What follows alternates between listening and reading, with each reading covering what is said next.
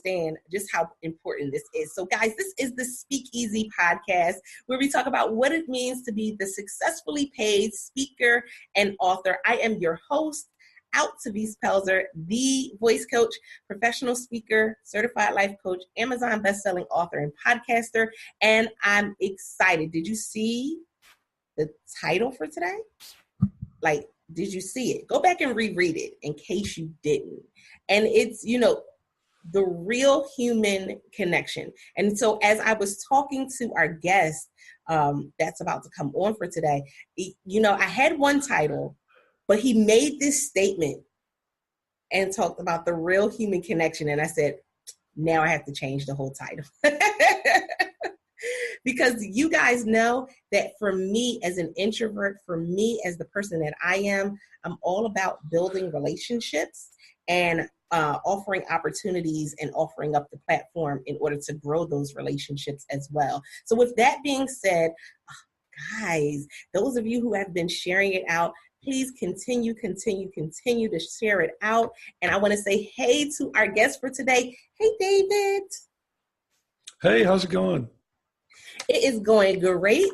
So I'm going to have you tell the Speakeasy Studio audience a little bit about yourself, and then we'll dive into today's topic. Sure. My name is David Somerfleck. I'm a digital marketing specialist, and my business website is dms.blue because it just happens to be my initials and what I do. So it works out. And of course, I like the color blue. It just worked out that way as well. Basically, what I do is I help business owners basically get more leads, run their business more efficiently, basically solve their problems and have a more robust life in general using digital marketing. And the challenge is that basically a lot of people basically don't always see digital marketing as a service. In many cases, people will see digital marketing as a single thing or a single step. So what I try to do is try to build a real, authentic human dialogue with people where we really talk about, is there a need here? What's really going on beneath the surface? And then how I can help you. So it's not about tools. It's about solving real, authentic problems. So that's basically what I enjoy doing the most. Basically, in a nutshell, I've been a digital marketing specialist for about 20 years, working for many, many different mid-level marketing and advertising agencies. I also freelanced for a while. I started my own mediation nonprofit organization. It was a nightmare.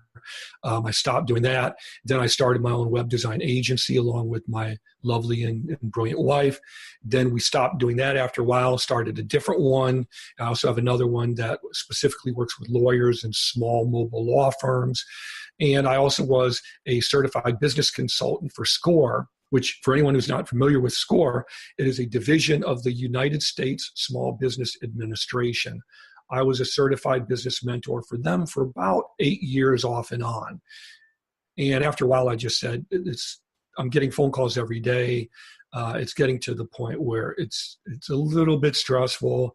The problems are almost always the same. The solutions are almost always the same. The differences are the personalities. Will you let me help you? Are you receptive to the advice I give you, or are you going to reject it or push back? So basically, I slowly backed away from it, stepped aside. I'm still active with another nonprofit. I just can't stop. And I think after a while, my wife said to me, she's like, "You've been doing this for so long. How many business owners have you worked with?" And I said, I honestly don't know. And I know they don't know. So it probably would be several hundred.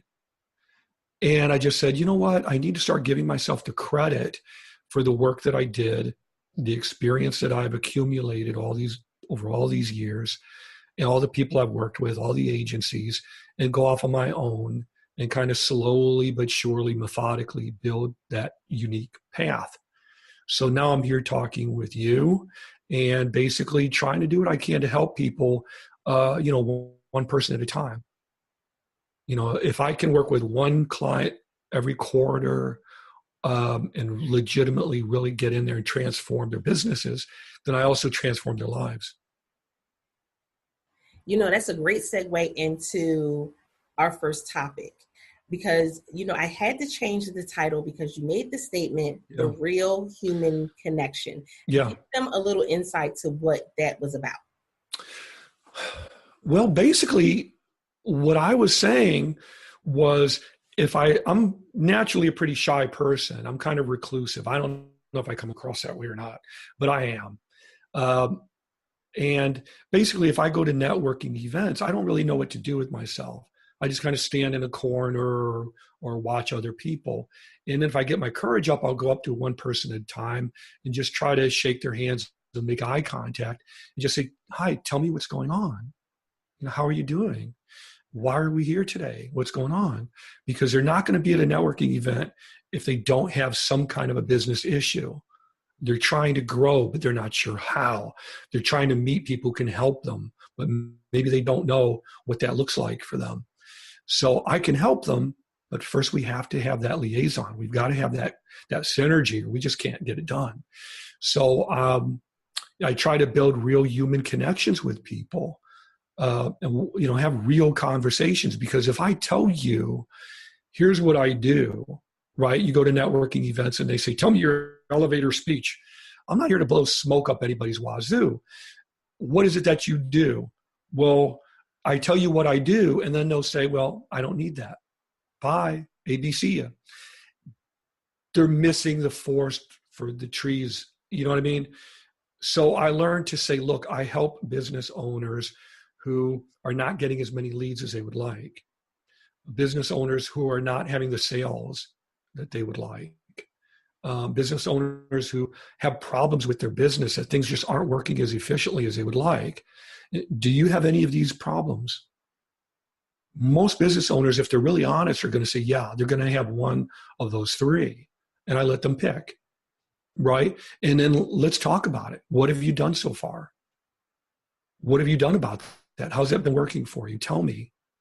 And during that, if we can have a serious conversation about it and get them to focus for a few minutes, we can connect. And even if they decide they don't want to work with me, that's fine. I can still be helpful, make suggestions. Maybe they know someone else, or maybe we just have a good conversation. And really, it beats the hell out of, getting on social media and going do and sending some pictogram or something and getting no response, right? Or playing Candy Crush or something. So, I love social media. I'm a web head, but it's a means to an end. It's a distribution network. It's people with hearts and souls that make the difference. And I think that's what needs to be realized. If we don't make connections, we don't make progress. And if you don't make progress, then what's the point? What's it all about? That's a powerful statement. If we don't make connections, we don't make progress. Yeah. In this whole journey, I think that's where a lot of people have that disconnect, because they think, I already know if I keep doing it the same thing and I don't get a result, and I'm looking for the same result, that's insanity. But yet when we look at people in business, that's exactly what they're doing. Yeah, exactly. If you're running into brick walls just day after day, year after year, something's wrong. Now, I talked to a lawyer, and obviously I'm not going to disclose his name.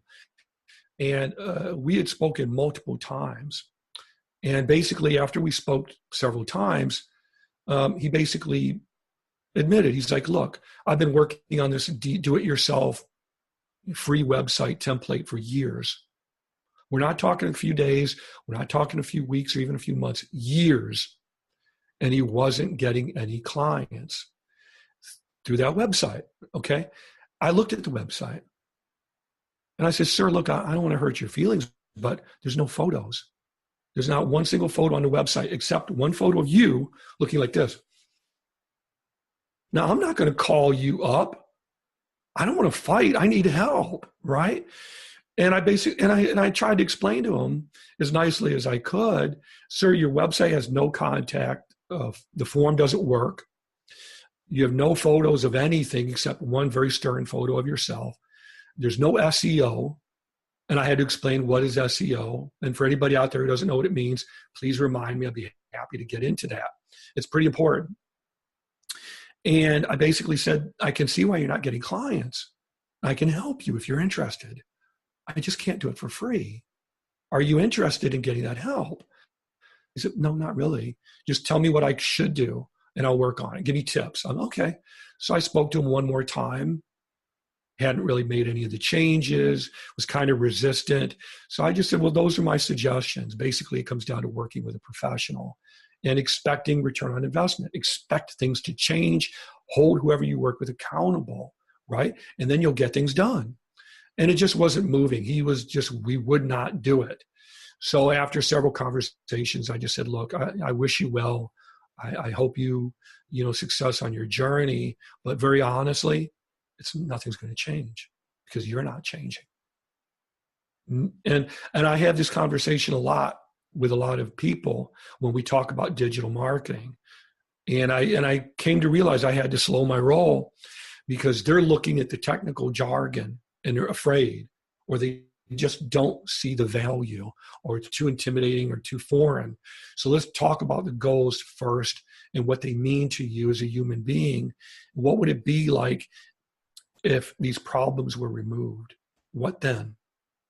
And then I can remove the problems for you. Don't worry about what tools I'm going to use, because the tools are irrelevant. I can sit here all day long and talk about SEO and algorithms and e-commerce and all the different uses and all the different tools. But for most people, their eyes will roll up into their heads like poached eggs, and they lose interest after just a minute or two. Now, can people see you laughing on the other side? They can't see you laughing. No, they can't. Okay. But it's true. It's true. People will lose interest after a couple of minutes. Yeah. And at first I was like, man, that really makes me angry, right? But then I went to have surgery done recently, and the surgeon, very, very nice guy, he explained to me everything. I mean, everything, all the details, the tools he was going to use, the procedure, everything. And guess what? My eyes started rolling up into my head like big, giant poached eggs because, not only was I about to pass out because he's telling me all the gory details and all of this, but it didn't make any sense to me. I was just like, look, just solve my effing problem. Solve the problem. Make it so I can breathe. So the business owner is thinking, I'm not getting enough people coming into my restaurants. The psychiatrist, I'm not getting enough people calling me for help. The nonprofit, I'm not getting enough donors. And you just have to tell them, look, I can make this happen. Will you let me? What does it mean to you? What do you have invested in this? What happens if the business goes under? Who's going to pay for this? Who's going to suffer? How will this impact your family if your business doesn't work out? If I can make it human, then maybe I can help you. But if we talk about tools, it ain't going to mean a thing. Exactly. And I think, and if you keep trying to do it yourself, you can't. I can't do my own surgery. My dentist told me that he had seen people who bought do-it-yourself root canal kits from Amazon. I'm not making this up. Very nice guy. And he told me, yeah, they have do-it-yourself root canal kits and dental kits on Amazon. And I said, sir, I got to ask you, do you really see these people? You swear to God? He said, oh, yeah. And he's like, I bite my tongue and I wish them well. And we put them in, we put them under and we do corrective surgery. He said, oh, yeah. He's like, I've seen people with butterfly clips and clamps and paper clips and thumbtacks and holding whatever they can into place. But he's like, all you can do is just try to help people.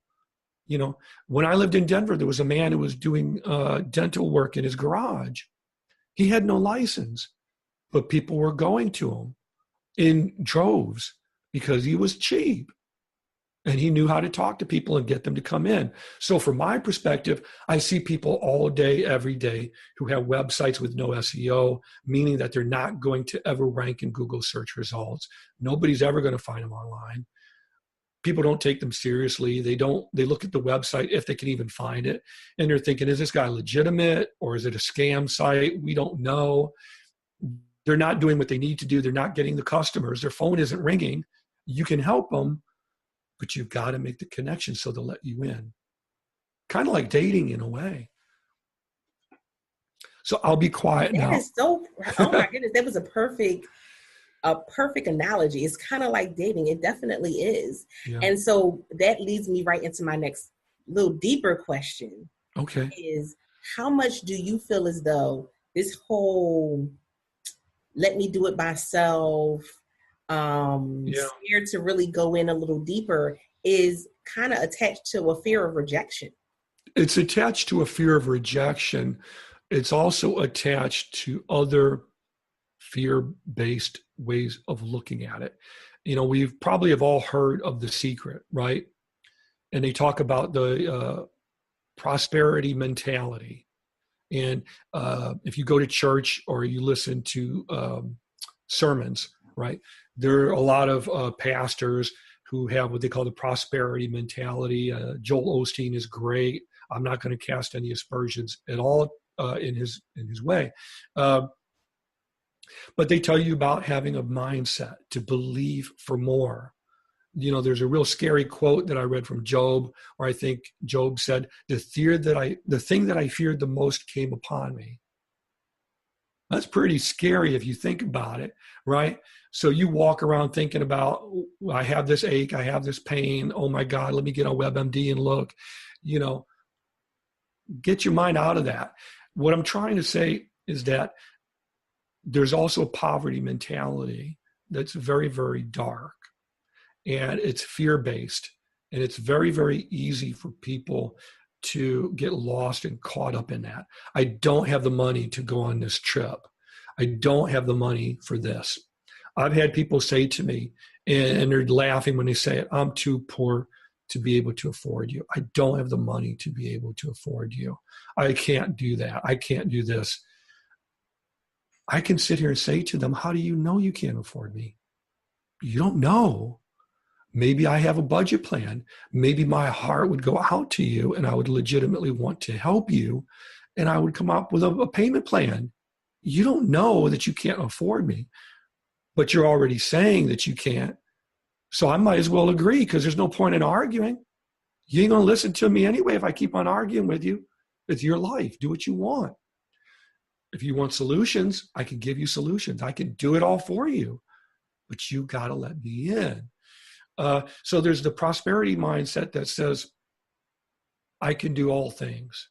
I can achieve my dreams. I may not know the answers right now, but I know I can do it if I just open the door and look within. Look outside that door. I don't know what's on the other side. Might be a big giant monster. Might be a goofy guy wearing blue with a bald head who's just trying to help and say, look, brother, sister, let me help you. That's it. Let me help. I can do this. But I can't do it if you're not interested, Then I can just go, okay, good luck. That's the do-it-yourself. That's the do-it-yourself mentality. You can do your own root canal. It's true. You can. You can drive. I know a guy who built his own kit car. He bought like this kit on eBay or Amazon. He built his own little car. And I asked him, I said, tell me the truth. Do you ever take this on the interstate? And he looked at me. He said, oh, hell no. Because I know it would go right into the first tree. But he knew it was just a silly hobby. Maybe it wasn't silly, right? But it was fun for him. So I ask people, is this a business that is meant to support a family or give you a brighter future? Or is it just a hobby that you do? Like my grandfather used to sit under a tree and he would whittle a piece of wood, and it was a hobby. He never meant to sell it. He never meant to make money from it. If it's a hobby and you just want to show people photos of your cat water skiing or photos from your recent church meeting group or what have you, that's great. Go to it. But if it's a business that's meant to support a family and provide for a better future, now I get medieval on that. That's serious to me. That's real. So I don't play with that. That's real. There's people counting on you. So you need to count on yourself and ask for freaking help when you need it. Stop playing around. Put your pride and ego aside, and that's real to me. So sorry if I talk too much. I'll be quiet and let you go. Oh, no, you're doing a perfect job, because I'm like, is this a business or a hobby? If that wasn't a brick, beyond bricks. It's a very important distinction to make, because there are restaurant owners who are losing money every month, who have, hundreds of thousands of dollars in debt that they don't talk about, and they're losing money every month. So they're not making any money. In fact, they're operating at a loss, but they keep doing it over and over again. The overhead is very great. But if you offer to help them, they're not interested.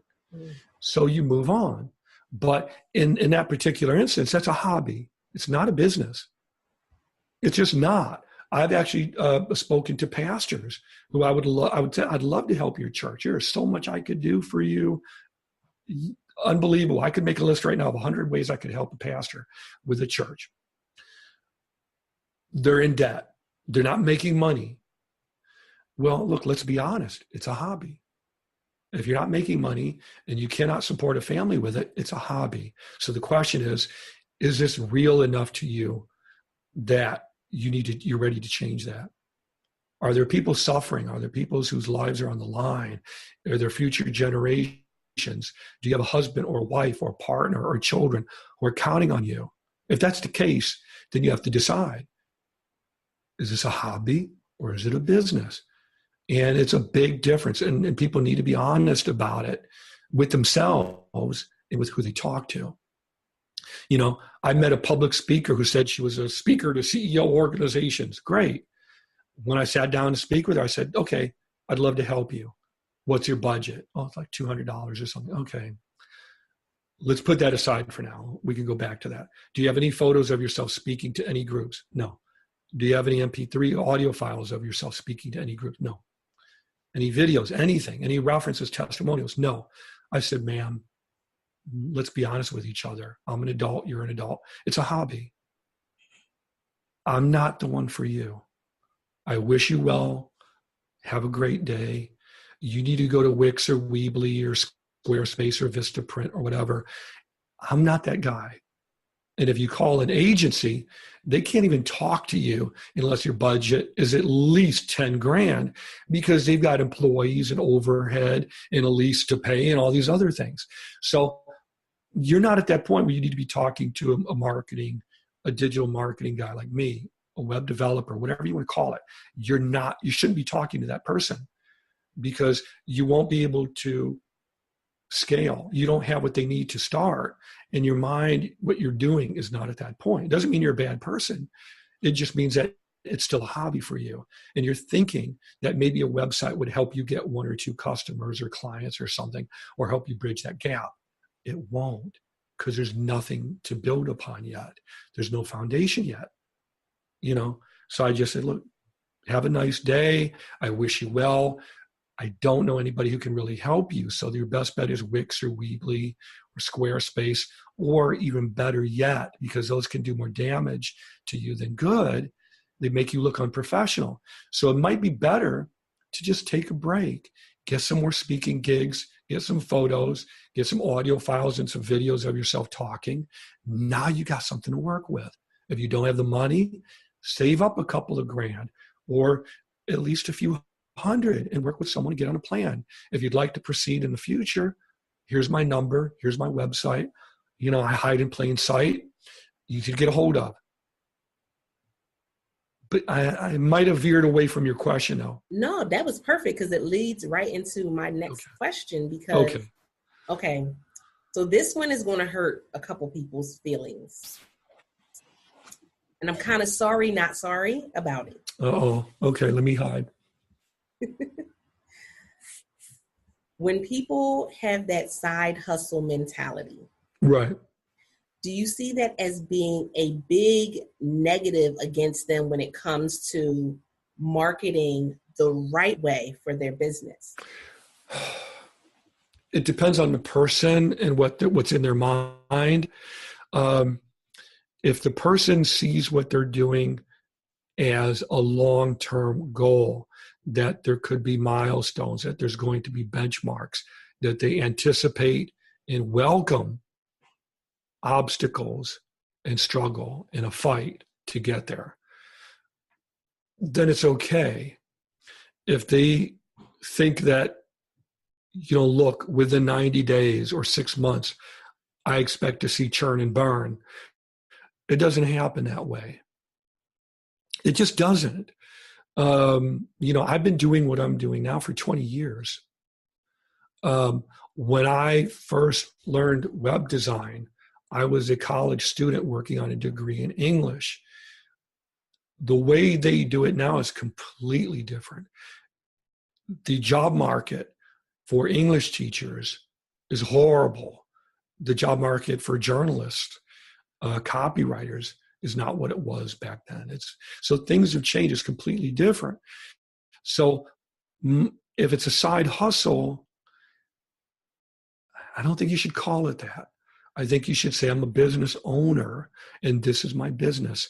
I'll go and pay my $200 to get an LLC with the local Secretary of State, wherever you live, if that will benefit you. If you're a private contractor, a solopreneur, take it very seriously. You want to depict yourself in the most professional, serious light as humanly possible. You want to make sure that everything you do is above board, that you use contracts, that you know what things cost, you know what to expect, that is serious to you. So I don't object to people saying I'm a solopreneur or I'm hustling and all this stuff.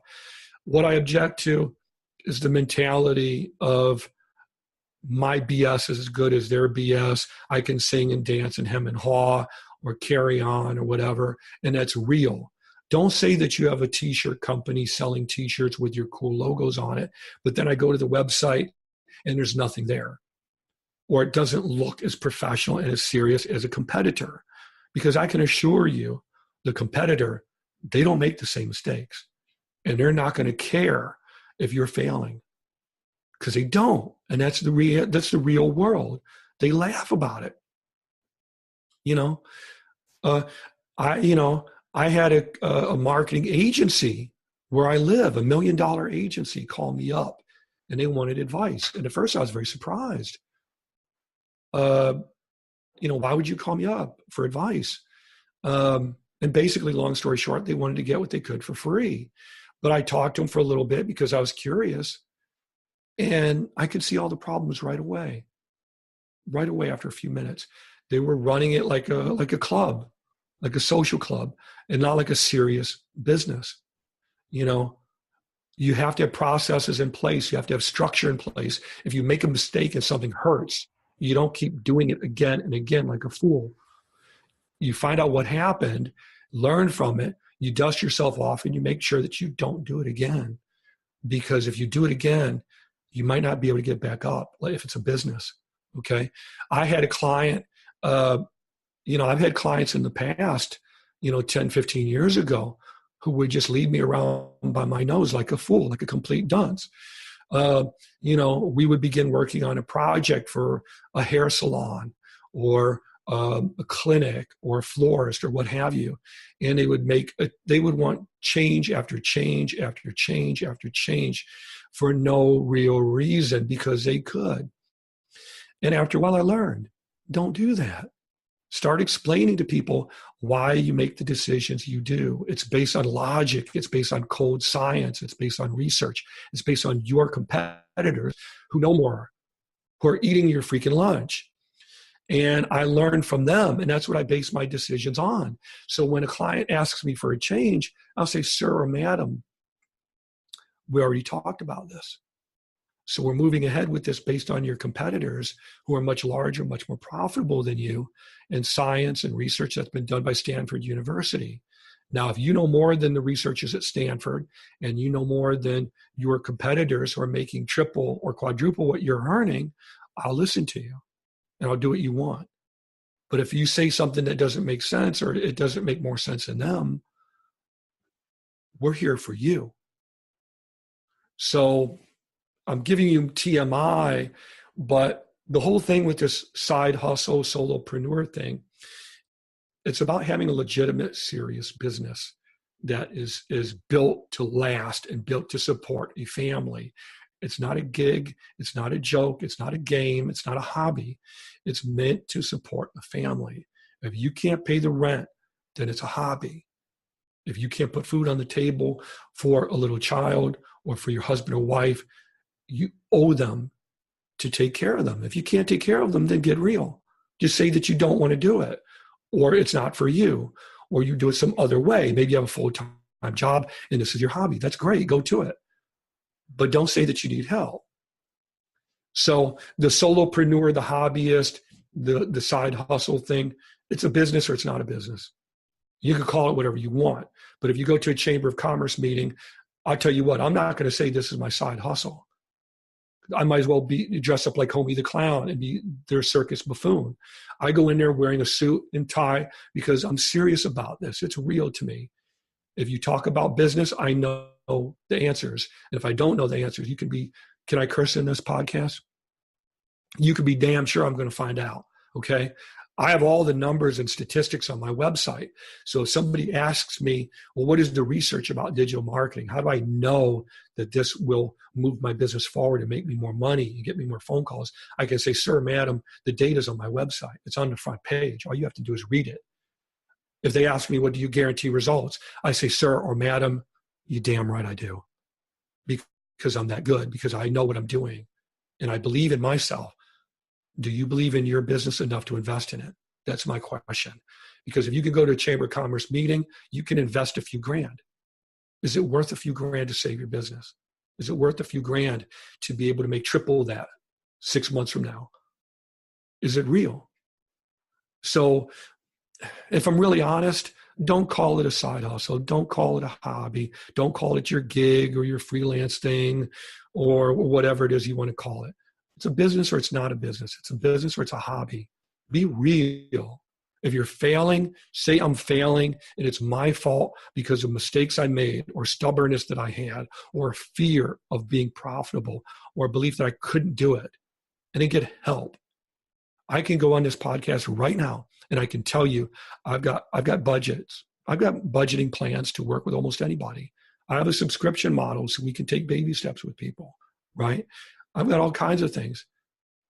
How many people are going to call or email and say, okay, David, I will take your hand and we'll bridge this chasm.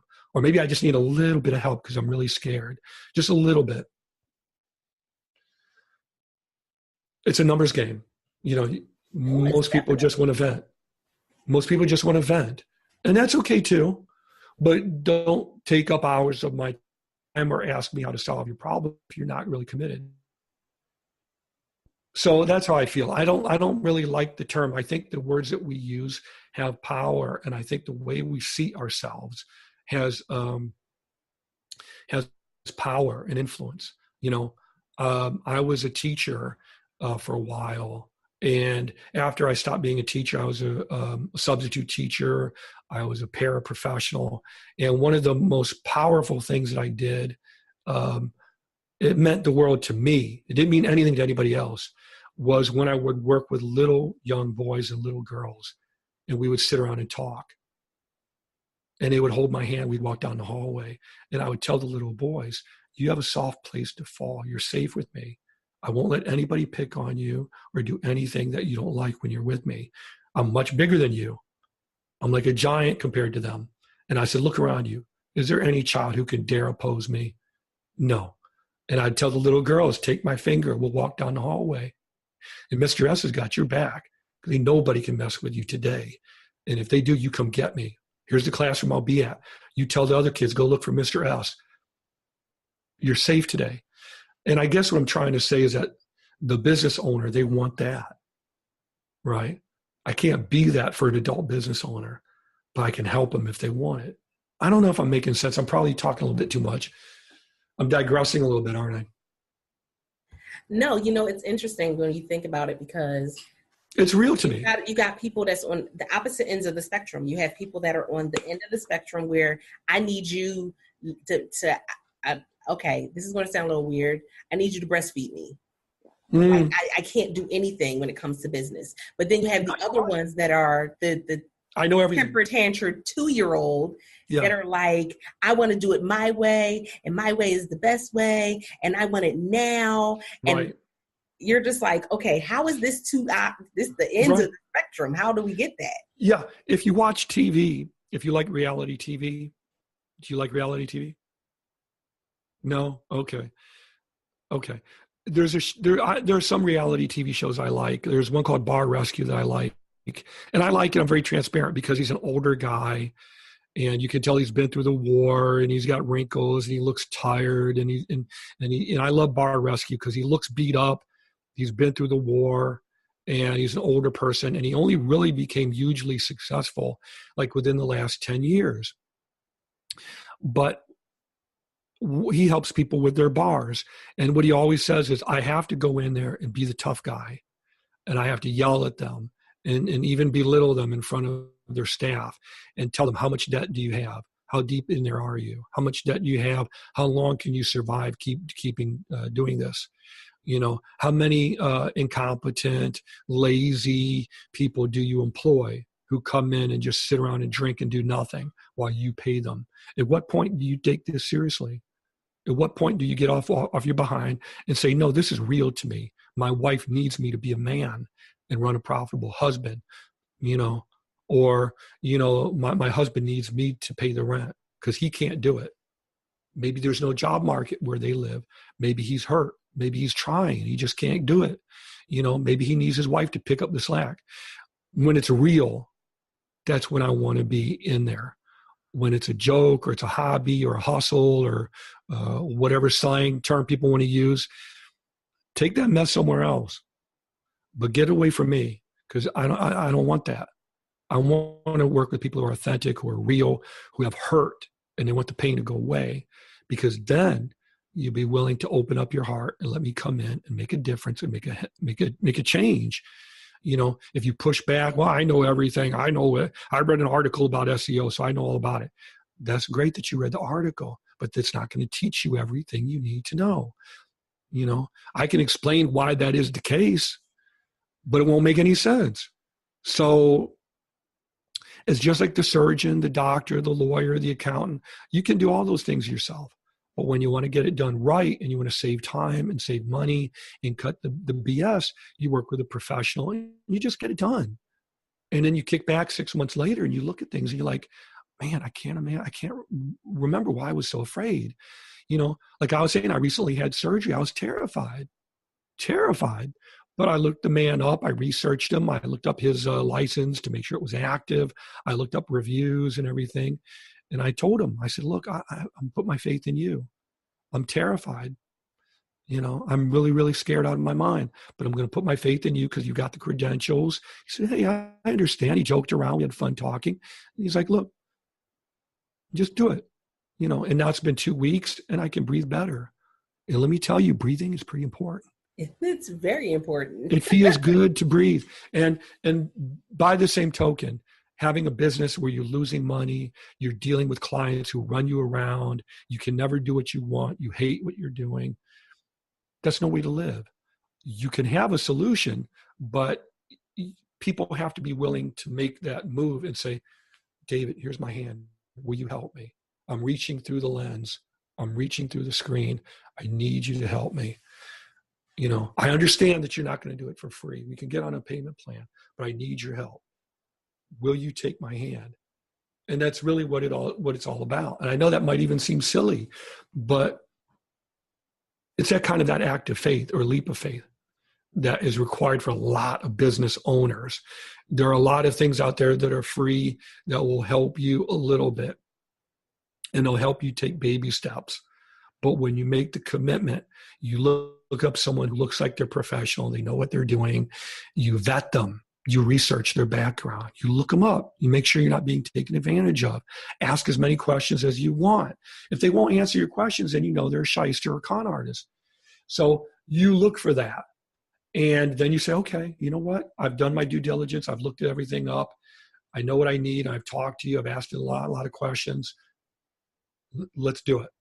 You know, can I kind of answer the question, or am I just going in a circle? Oh no, you answered it perfectly. And but see, now I'm about to dig a little deeper. Okay, good. Yeah, I'll let you lead for a while. I need to be quiet. So it's interesting because, you know, a lot of times we forget that we can learn two ways. We can learn from the mistakes that we make, or we can learn from the mistakes of others. And one of the key reasons why I always bring people and I enjoy bringing people on is because I always ask the question, you know, in this journey, what has been a blunder for you? Now, when I have guests on, normally I mean, they range. They've been doing things. I've had Academy Award winners on here. I've had TEDx speakers on here. I've had 6- and 7-figure earners on here. Everybody and anybody. And we didn't read through your full bio, but if they knew who you were, they would be like clamoring to try to figure out how to get in connection with you. But in the 20 years that you have been doing business, has there been anything that you can look back and say, yeah, that one wasn't the greatest idea? Oh, sure. You know, I remember telling somebody once that I was trying to help this one business owner, and I said, everything I tell you is based on me getting my butt kicked up and down the street. You learn how to fight by getting beat up and knocked down. You know, Winston Churchill, before he rose to power in England, was seen as a crazy person. They didn't want him in there. He was, you know, very, very difficult on everybody. I'm not equating myself with that, but I'm saying, there's a lot of people, in fact, most people who got to where they were by making a lot of very painful, often embarrassing mistakes. And they learned from them and they said, hey, that hurts. Pain doesn't feel good. I don't want to do that again. You know, so, oh yeah, there's plenty of mistakes that I made that were just really dumb mistakes on my part. And I got my butt kicked up and down the street. And after enough times, you realize it hurts. I don't like it. You know, like I said, I had clients who wanted me to make countless changes, and a project that I could have done in a month took 3, 4, 5 months to complete because they kept making changes over and over and over again. I've worked with clients where I would say, what is the content that you would like for your website? What's content? Content means written text. What do you want the pages to? Well, we don't know. Okay, a website for a business should have an about page, a contact page, a page explaining your services, maybe a portfolio or an image gallery to see you working or what you do, a payment page to process payments. Most of the people I worked with 10 or 15 years ago had no idea what any of that was. I'd have to write it or it's not going to get done. Okay. It doesn't mean they're bad people. They were nice people. They just didn't know, but you can't help them. So what I could have done in a month and then moved on to the next project would take 5, 6, 7 months. I had one that lasted a year because you're sitting there waiting for the content that will never come because they don't know how to write it. They're not writers, right? There was a nonprofit organization that I volunteered to help. Okay. In fact, there's been several that I volunteered to help. Those were mistakes. And it was because the cause that the nonprofit organizations had spoke to my heart. It meant something to me. It was real. Okay. You know, I have a soft spot for children, for animals, for homeless people. And so I've seen nonprofits. There was one for animals. I offered to help them. I said, look, it's a nonprofit organization. I'll be happy to help you. You've got to be willing to let me come in, do my job, and leave. Trust me. If you don't trust me, that's okay. Here are all my credentials. Here's all my references, all my testimonials. You can call them. You can see what they had to say. It's got their name, their phone numbers in some cases. These are real people who are proud to be testimonials for me. It's not BSing, okay? You can look at my live sites, everything's right there, very transparent. Let me help you do the job and move on, and I'll do it. I created a beautiful site for them. Then the guy started telling, by the way, I forgot to tell you, David, we have about 200 pages that we need to be imported. How many? About 200 pages. Okay, all right. What else? Well, we want to have a newsletter that they can download, that they can read online. And we want you to be able to do that for us as a full-time employee for free as well. I really can't do that. So that means I'm going to have to train one of your volunteers to do this for you. I don't know if I have the time for that. And then finally, the kicker was, we like the layout that you did. can we change the colors? Because there's a board member who likes the color purple. I said, sir, if I change one color, that means I have to change them all, or it's going to look like a complete whack job. It's going to look like an acrobat in a polio ward. It's just going to look crazy. So I just, you know what? God bless you. I can't do this. I'm out. I got to go. I was a volunteer, and I just apologized. Just said I had to leave. There was another nonprofit that I worked with that would help homeless veterans.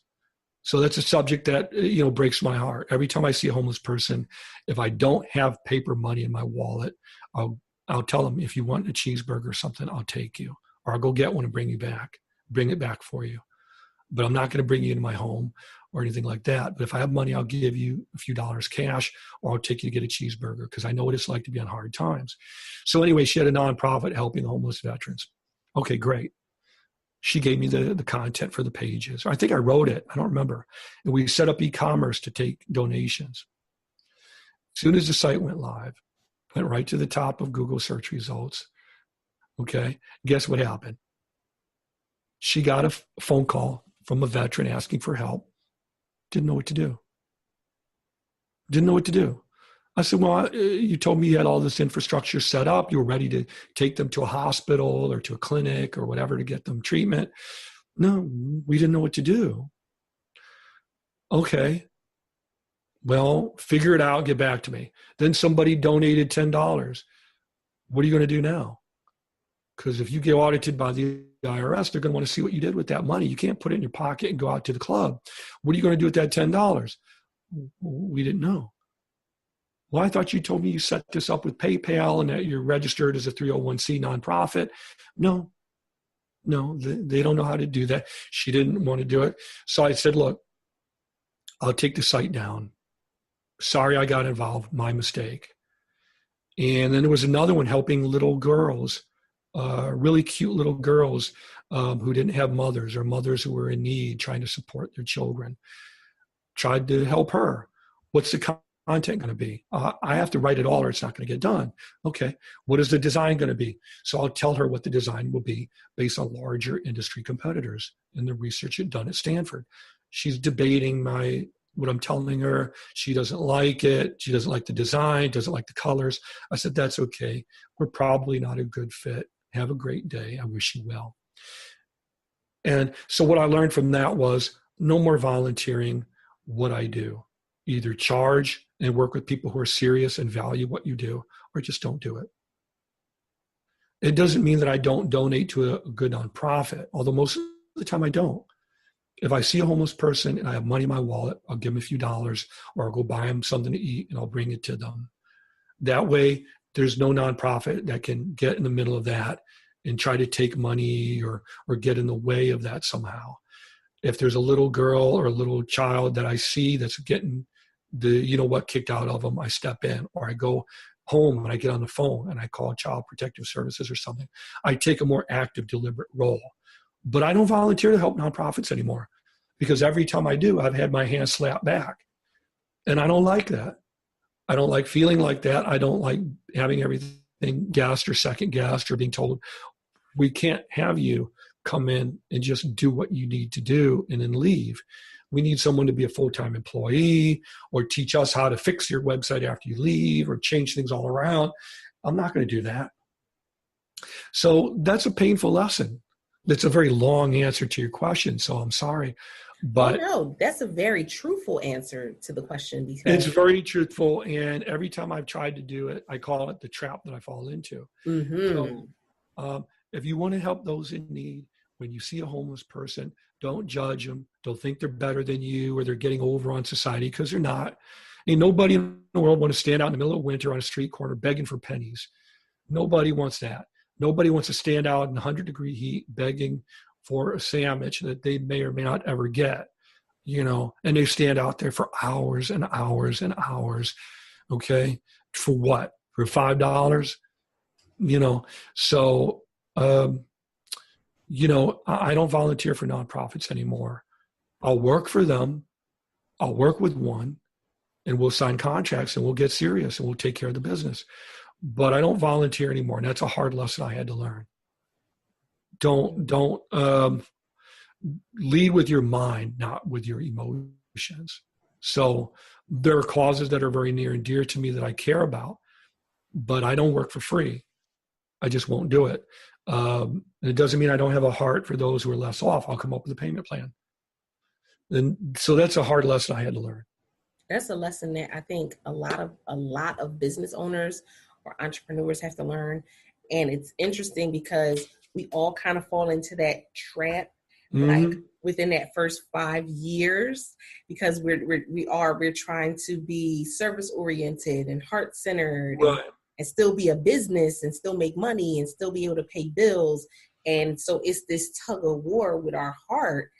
But at the end of the day, you made a great statement earlier, is can you pay your bills? At the end of the day, can you pay for rent? Can you pay for food?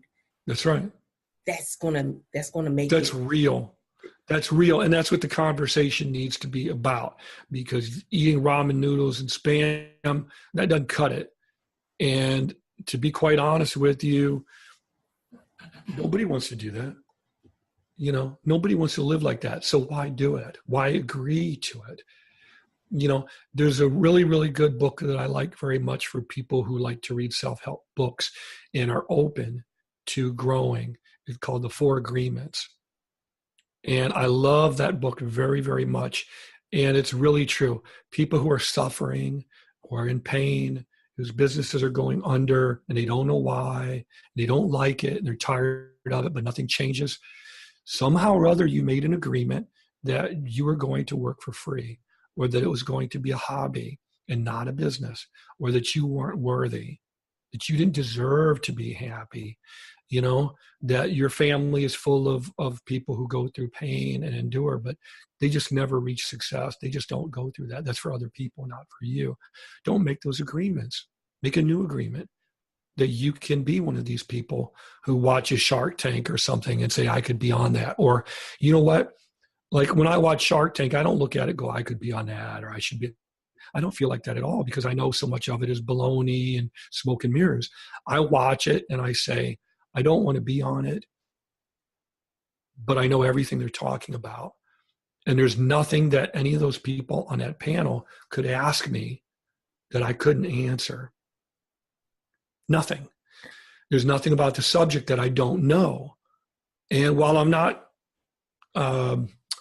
what's his name? The guys who sit on the panel, Damon John and Mark Cuban, I'm not in their shoes, okay? But I'm doing all right. My wife ain't eating ramen noodles and Spam, and she's not out there in the street trying to hustle to put food on the table. She's watching General Hospital. She's enjoying life, and she's chilling. And I made sacrifices to be able to provide that. I'm sitting in my office. It's not Donald Trump's living room. It's not the White House. But I got my butt kicked up and down the street. I learned lessons from it. I ran my business. I take it very seriously, and it allowed for this. And all I can do is encourage other people to take what they do seriously. If you don't know something, learn it. Get on Google, type it in, read freaking articles about it. You know, you can get on Amazon and download thousands of Kindle ebooks that are free. You can get on Google and look up almost anything.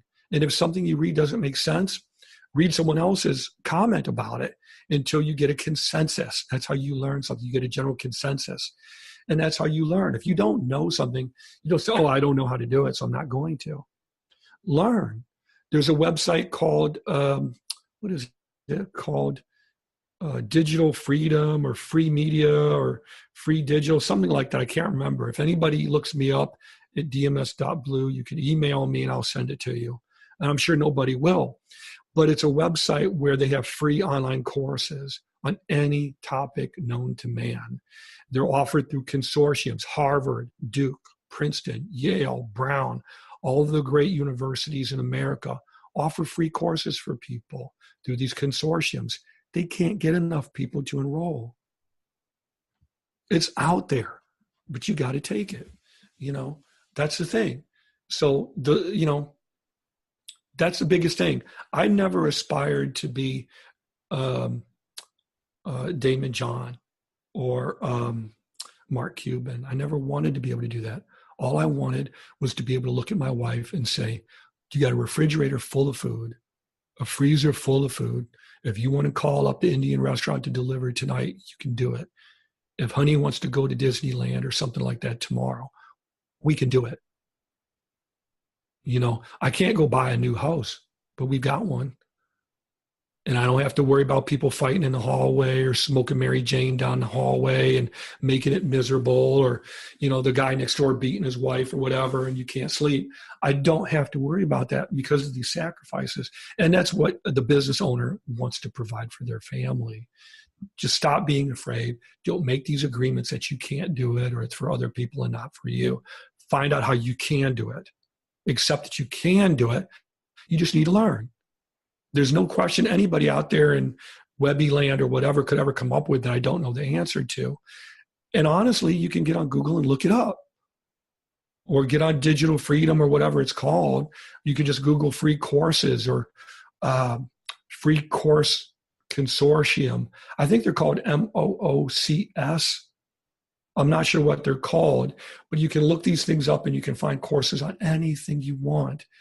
But you can't make people do it. I read somewhere a statistic that said something like between 3 and 10% of people will ever finish courses that they sign up for online, because the brain equates completion with signing up. So that, well, I signed up for this course on algebra, so I took it. Your brain feels like you took it. So you might sit through 1 or 2 webinars or what have you, but most people won't finish it statistically. That's very disheartening. So my challenge to people listening, there's another website called Udemy, UDEMY.com. You can go there and sign up for 1,000 free courses. But I'll tell you, when I talk to people, when I was a business mentor, I would ask people, how many of you have heard of that? None of them did. How many of you are signing up for these courses and doing it? None. I can't tell you how many people ask me about drop shipping, which is very complicated. You can literally lose a lot of money very quickly in drop shipping. I talked to a company that was selling high-end patio furniture through their website, using eCommerce, to use all the terms so everybody understands, and they were making zero. They were operating at a loss. They had a warehouse full of furniture just sitting there that they had to pay to keep the warehouse holding their furniture. And I told them what they needed to do. I talked to them for like an hour or two even. I looked at the website. They haven't made any of the changes.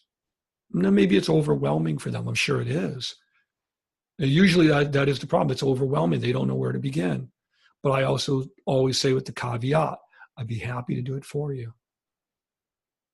I can't do it for free, but we can work out some kind of an arrangement, whatever it is. I can work at a baby's crawl, and you can pay me a little bit at a time, or you can pay me 50% up front or whatever, and I'll get it all done within a week or two. It's up to you. But we all have the solutions for the problems. It's just, do you want to do it? Don't agree to the wrong thing. So, man, you have been dropping so many mics this whole episode. They are in the comments, lighting the comments up. But I want you to let everybody know how they can get in contact with you and how they can find you on social media. Okay. I'm afraid to see what those comments are. Why is his bald head sweaty? Why is he so skinny? What's with the blue? What's with the Buddha in the background? I don't like Buddha. You know, Buddha ate too much pizza. What's his deal? Why is he sleeping? All of that. But, you know, the comments should be about, hey, I have this problem. I don't know what to do. How do I get help? How do I solve it? Or I've got this amount of debt and whatever. It should be focusing on what you're trying to do, even though I'm joking around. My website is very, very simple. I've had people tell me they don't believe me or they don't think it's a real website. It's real. It's DMS, like David Martin, Somerfleck, S, like Superman, DMS.blue. That's it. D like David, M like Mary, S like Sam, DMS.blue. That's it. Go to that website, type in DMS.blue. If you, think I'm full of baloney or whatever, that's great. You can go to the website. You can see all of these people I've worked with who have testimonials. You can read some articles that I wrote. You can sign up. I'll give people a free 15-minute consultation they can sign up for. I'll talk to you for 15 minutes and see if you want help or if you just want to vent. That's basically what the 15 minutes is for. If you want help, then we go from there and we take it seriously and we move from there. If you want to vent, I'll listen for 15 minutes and bless you and release you. But, I believe in being very transparent and as open with people as you possibly can. So that's it. DMS.blue, 424-David01 is my Google Voice number. If you want to call it and leave a spam message, that's fine. All I'm going to do is delete it. If you're a real person with real needs, leave a message. People call that number 24 hours a day, and I just always hear the click, click, click, click, click. So don't call it unless you really want help. If you just want to call a number because you think it's funny, that's not a business. So 424-David01, DMS.blue, you can get in touch with me. And, I'm not about playing tiddlywinks with people. I'm about being the catalyst for real lasting change, making a real impact in people's lives. And as honestly as I can possibly say it, I don't work with people unless I feel like I can really make a serious change. And the reason for that is so that I can cut through the BS and just say, and that's why I have a guarantee where I say, if I don't help you, then I'll give you your money back. Well, I can't make that guarantee unless I really feel I can help you. So that's why I also carefully vet whoever I'm going to work with. We need to talk a couple of times, see what the problems are, what they aren't, and see if I can really help you. And if I agree, then yeah, I guarantee results because I believe in it. And I think that the people you're working with, the business owners, need to feel like they have that soft place to fall. This guy knows what he's doing. He's giving me, that hand around the shoulder, or, you can be the little boy, the little girl, saying, look, I need help with this. And I'm tired of playing games. Whatever the imagery is, whatever the analogy is, I think it's really important for the business owners to know that the solutions are there if you just take it. That spoke volumes. Guys, you guys know that I always like to bring on guests and have guests come on that are not going to give you fluff, that are not going to just sugarcoat things, that are not going to always make you feel good, because that's not growth. That's not, building a real foundation. That's not building a business. And I always tell you guys every episode that if you are an author, if you are a speaker, you are also an entrepreneur. So yes, you are a business owner and you should be working and moving in the way that a business is working and moving. That's right. That's right. I agree 100%. And, just sitting here made me think that we should really do another podcast to take questions from people who have questions about digital marketing, web design, SEO, e-commerce, just to answer all of these questions, and also questions that you might have to go over the nuts and bolts of what is digital marketing, what is SEO, what is e-commerce, how do people use them, what are some examples or case studies of this in the wild, who are, just to break that down more too, because I love to talk about the heart behind business and the need for human connections. But I also like to talk techie and would also love to get into the nuts and bolts and kind of get under the hood more. Want to do another podcast? We sure can do another podcast. Okay. I'm not going to turn that down, of course. Because I'm for real, okay? I'm for real. But I really believe in that. Offer people information, offer to help. And out of every 100 people who see this, maybe one person will go, I don't know, maybe my time is here. Maybe I'll take a chance, And it's the same for every podcast that you do. Out of every 100 people who watch it or listen to it, there might be one person who can say, maybe I can put my walls down and try to listen to this person, That's what it's all about, I mean, we all have businesses that we're trying to promote, that we're all trying to build and make more profitable, but if you're not trying to bring others along the way, then it's purposeless. And ultimately, that's what a business is all about. Whatever your business is, whether it's coming in and cleaning my office, whatever the business is, whether it's making my car in the garage that won't drive, making that run again, whatever that business is, your job is to help other people in need, and you're helping them with different types of problems and different types of need. And that's how you have to look at it. So from the business owner's perspective, we want to try to be, build human connections and talk about these things and make that try to bridge that gap, if that makes sense. It definitely does. Guys, Okay. that's what it is at the heart of it. Yeah. You got to understand what am I doing here? Because I just want to say, because with that point, like I said, I recently had surgery and how scared I was terrified, because you read these horror stories online. And I told the surgeon before I had the surgery, I said, I looked at your credentials, I looked at the website, I see all the awards and everything. I read the one negative review that was more about billing than anything. But I said, look, before we go do all the surgery and everything, before we're doing this, I was in the hospital bed, hooked up to the IV, and they were getting ready to wheel me in for surgery. And I said, look, I'm laying in this bed and I'm shaking. I'm scared out of my mind. I said, but look, cut all of this. Look in my eyes for a minute. Look in my eyes. I'm dead freaking serious. Look in my eyes, or I'm not going in. Look in my eyes. This is a real person, whether you like me or don't like me. I'm a human with a heart and soul, with real emotions and real prayers and hopes for the future. I have a wife who cares. Please, I'm putting my hopes in your hands. So please. And I'm not going to tear up, because if you think I am, I'm not. But I could see that during that 1 minute, it was real. It was like, okay, this guy believes in me. He's trying to connect, right? And I told him I believed in him and everything, but please, I want you to know this is a real human being. It's not another body on a gurney, And afterwards he came back and we joked around, and it was probably better than that, But that's what I'm trying to communicate to people. And that's what I try to do when I work with mechanics, when I go to the dentist. I try to get them, they're doing all their, okay, come this way, but I'm like, hey, look, 2 seconds, this is real. You like me, you don't like me, doesn't matter. I have hopes and prayers and dreams and goals. People who hurt, people who experience joy and other emotions, Democrat, Republican, nobody's wrong, nobody's right. We all want to have a brighter, better future. We all need jobs. We all need to be able to pay the rent.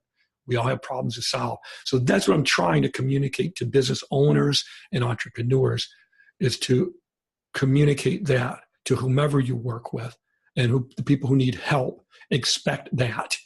Cultivate that from those who are helping you as well.